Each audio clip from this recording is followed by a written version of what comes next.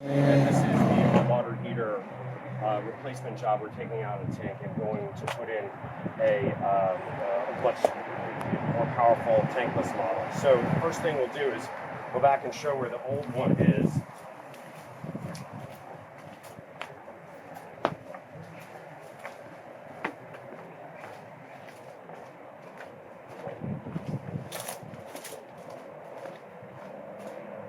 As you can see, we have propane here.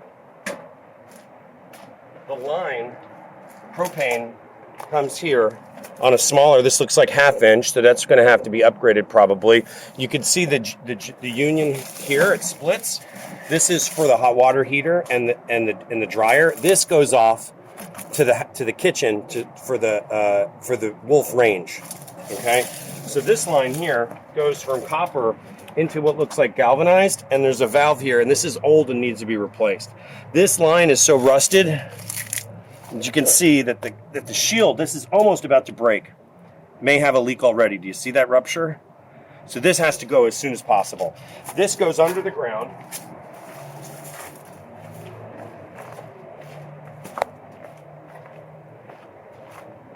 To this point, where it comes up in a 1-inch diameter on the outside, gets reduced to 1/2 inch, and then there's a T that goes in here for the dryer, and then the other 1/2 inch goes over here to this hot water heater, which is rusted out at the bottom because it sits on the ground.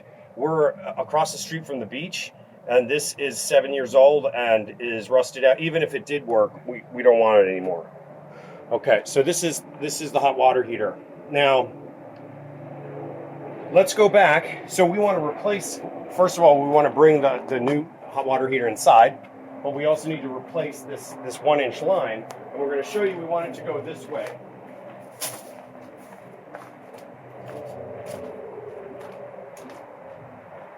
This will be changed, and this line will be removed. Go back. What's changing? This will have to be made bigger, this 1/2 inch, and this will have to be a brand new copper pipe, probably with some type of protection on the outside.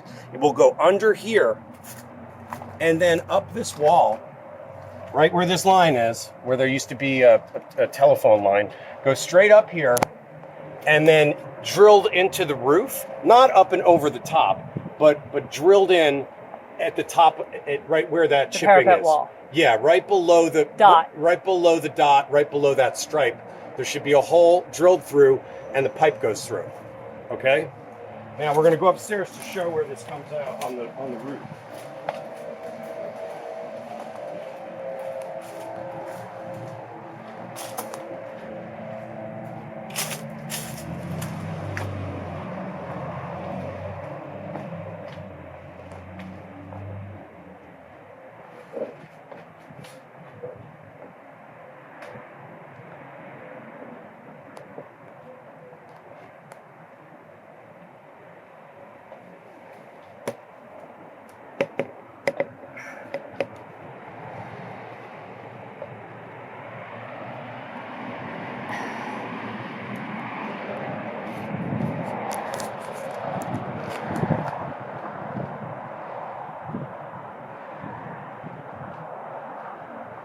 So on a separate note, we believe these are propane.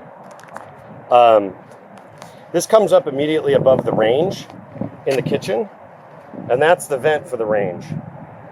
And we don't know what this is for, but it may be propane. Since we're probably going to build a deck up here, we don't want to use this as an access point. Plus, it's 1 inch.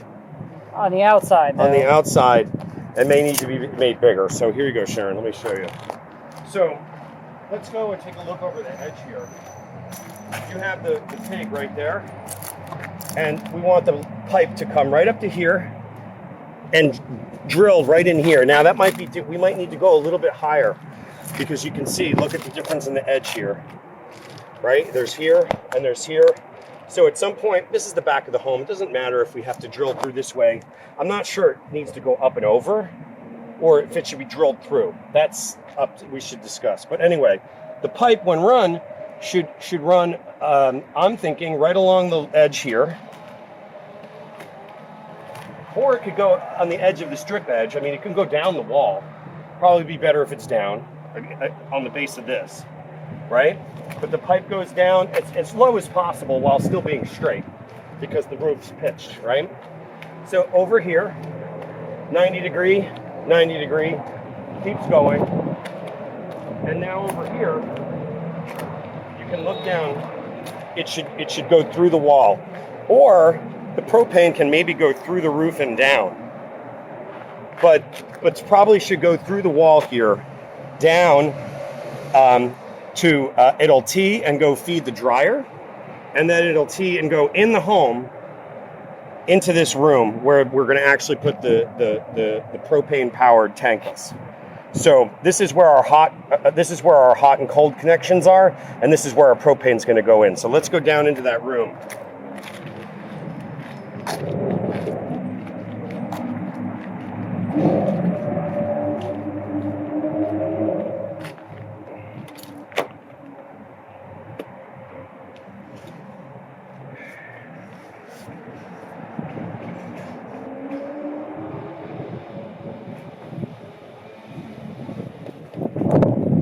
I'm going to pause this.